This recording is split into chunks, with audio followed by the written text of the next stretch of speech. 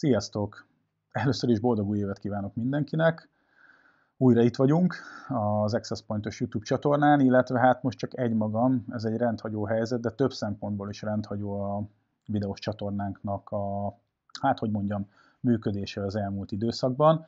Önmagában az, hogy egyedül ülök itt, és nincsenek műsorvezető társaim, vagy társam legalábbis, sőt, mi több, a megszokott műsorvezetők helyett most én ülök itt, ennek is megvan az oka, és ugyanez az ok vezetett odáig, hogy ezt már biztosan láttátok az elmúlt másfél hónapban, azért nem olyan frekvenciával jelentkeztek az Access Point-os videók, mint ahogy azt korábban megszokhattátok, vagy ahogy egyébként azt mi szerettük volna és terveztük is mindig, és hát nagyjából sikerült is hozzáigazítanunk a csatorna működését, és az a helyzet, hogy ez az elkövetkezendő egy másfél hónapban sem lesz máshogy. Az ok pedig nem más, mint a kialakult Covid helyzet, a most kialakult Covid helyzet, legalábbis a mi céges vonatkozásunkban.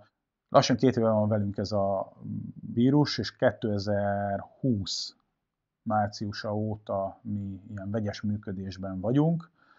Ha visszagondolok, akkor többet voltunk home office-ba, akár egyébként majdnem a teljes cég létszámát tekintve, mint idebent, leszámítva természetesen a logisztikát és a raktárat, hiszen az zökkenőmentesen üzemelt ebben a 2 évben is. De az irodai dolgozók, kollégáim, barátaim, ők sokkal többet otthonról tevékenykedtek. Nyilván ugye távközlési cég vagyunk, úgyhogy saját farkunkba haraptunk volna azzal, hogyha nem tudjuk megoldani. Ez jól működő folyamattá érett, és már az elejétől kezdve talán az volt, viszont vannak olyan sajátosságai, ami megnehezíti a munkát, főképp, hogyha fizikailag itt kell lenni. Most a kreatív munka, a videókészítés ebben az esetben, az tipikusan ilyen, de valahogy ezt is kifociztuk, kimozogtuk, ügyesen kufárkodtunk az időnkkel, illetve elkerült minket a fertőzés, ha valaki megfertőződött, akkor az mindig egy valaki volt, és a többiek, mert egyébként azt még hozzáteszem, hogy 7 ember dolgozik ezen a produkción, csak az Access Point-os kollégák vonatkozásában. Tehát ebből a 7 emberből, jellemzően egyszerre nem betegedett meg, csak maximum egy, de általánosságban is el tudom mondani, hogy nem volt jellemző a cégre a betegség. Hát volt, aki persze érintett, például személyesen engem, de azért többeket nem. Egészen idáig, mert ugye az elmúlt 1-1,5 hónapban valahogy összecsengve természetesen az általános helyzettel, egyre több mindenki betegedett le, vagy volt kontaktszemély, illetve gyanúsan fertőződött meg, vagy aztán később nem fertőződött meg. Minden esetre a protokollok alapján, amit mi felállítottunk, nem jelentek meg fizikailag itt az Access Point irodájába, illetve a saját stúdiónkba.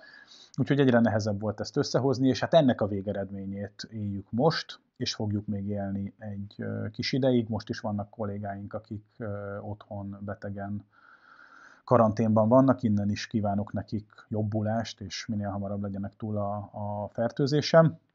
Úgyhogy ez most egy ilyen helyzet, ennek megfelelően utólagosan is köszönöm minden egyes nézőnknek a türelmet, és előre is köszönöm a türelmeteket.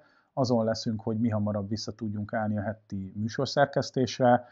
Rajtunk kívülálló okok miatt történik mindaz, ami most történik, úgyhogy azt tudom ígérni, hogy amint az egészségügyi helyzet ezt engedi, akkor ugyanabban a minőségben, ugyanazzal a dinamizmussal, lendülettel és ugyanolyan frekvenciával fogunk jelentkezni, mint eddig. Viszont, hogy ne csak a nehézségekről beszéljünk, tartanék egy kis ízelítőt arra vonatkozóan is, hogy az idei évben, amint majd erre, ugye, mint említettem, alkalmassá tesz minket az egészségügyi helyzet, milyen topikokkal jelentkezünk, mik lesznek azok a témák, amiket feldolgozunk, mert hisz ettől függetlenül azért, hogy itt nem vagyunk fizikailag, a háttérben gőzerővel zajlik a munka, és ha más nem, akkor legalább az előkészületeket meg tudjuk tenni.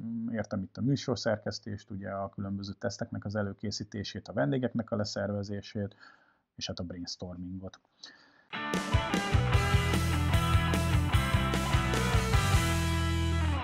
Úgyhogy az első, amivel jelentkezni fogunk, amint lehet, az hát most már második évve, úgyhogy hagyománynak tekinthető, az az évértékelés lesz. Ugye ez a tavalyi évben indult el, idén sem lesz más, hogy 3 részre bontjuk. Egyrészt lesz az aktív hálózati elemekről egy összefoglaló, lesz ugyanígy a passzív hálózati elemekről egy áttekintés, mi történt a tavalyi évben, milyen technológiai változások voltak esetleg, üzletileg milyen folyamatok zajlottak, és hát idei évben teljes jogú résztvevőjeként ennek a hármasnak az okos otthonokról is fogunk megemlékezni, bár ez is már volt a tavalyi évben, de büszkén jelenthetjük be, hogy bár bizakodóak voltunk a tavalyi évre vonatkozóan okos otthon tekintetben, de minden elvárásunkat felül teljesítettük, és fantasztikus okos otthonos évet zártunk. Ennek természetesen megvannak az okai, és erről is beszélni fogunk az elkövetkezendő ide vonatkozó epizódban.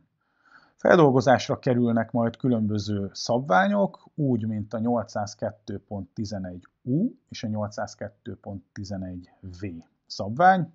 Erről előjáróban ennyit, a többit majd természetesen a maga idejében a videóban.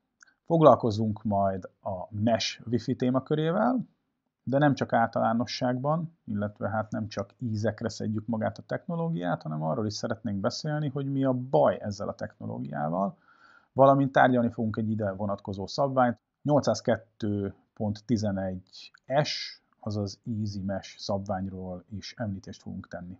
Érintjük továbbá a 60 GHz-es spektrumot, valamint az alsó 6 GHz-es tartományt, és terveink szerint itt együttműködésben a hatóságokkal, ez most még csak egy elképzelés, van valami a fejünkben, meg fogjuk keresni az illetékeseket, de a múlt tapasztalataira alapozva azt kell, hogy mondjam, hogy ez működni is fog, mert ez idáig is mindig együttműködést tanúsítottak az érintett hatóságok, illetve az ott dolgozó kollégák, úgyhogy reméljük, hogy ez idei évben sem lesz másképp. Nem telhet el úgy év mostanság, és a 2022-es év sem kivétel ez alól, hogy az 5G-ről ne beszélnénk. Idén egy field tesztet tervezünk, tehát egy éles, valós működő környezetben kívánunk 5G-s adatátvitelt tesztelni, szintén egy nagy együttműködés keretén belül. Erről is most még csak ennyit, minden esetre, hogyha ez összejön, akkor ez biztosan egy ütős anyag lesz, egy viszonylag nagy kiterjedésű, jól működő és nagy sávszélességet ígérő 5G-s hálózatba fogunk barangolni, és hát áttolni a kapacitást, amennyit csak lehet le és föl irányba. Meglátjuk majd, hogy ez összejön-e, bízom benne, hogy minden zökkenőmentesen fog működni.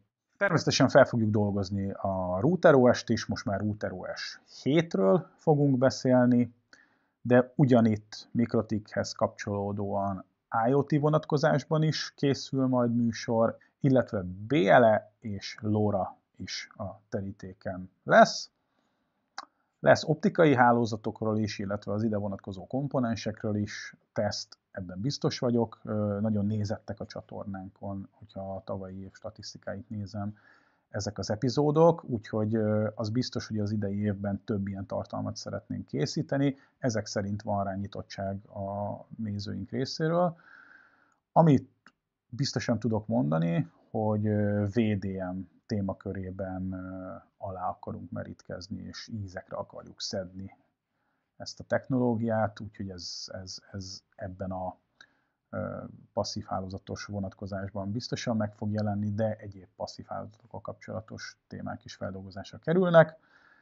Nagyjából ez az, amit most látunk. Azért, amit most itt elmondtam, az egyrészt óriási nagy munkát jelent a cégen belül is, meg az együttműködő partnerek kapcsán is, és itt szeretném külön megköszönni a tavalyi év együttműködését mindenkinek, és kiemelten Balog Attilának. Attila nagyon sokszor volt itt látható a képernyőn, és a háttérben még ennél is több munkát fektetett a csatornának a működésébe, úgyhogy Attila, köszönöm szépen a lelkes együttműködésedet. Illetve szeretnénk minél inkább benneteket, nézőket is bevonni a műsorszerkesztésbe, úgyhogy kérünk benneteket, hogyha bárkinek lenne ötlete azzal kapcsolatban, hogy mi az, amiről esetleg készíthetnénk anyagot, az ne fogja vissza magát, az accesspoint.hu weboldalra ellátogat, és ott az elérhetőségeink bármelyikén szívesen vesszük az építő, kritikát, hozzászólást, ötletet. Közös érdekünk, hogy minél színvonalasabb műsorok készüljenek, és olyan műszaki tartalommal foglalkozzunk, ami valóban közérdekű, és a közösség, a szakma előre jutását és fejlődését hivatott támogatni.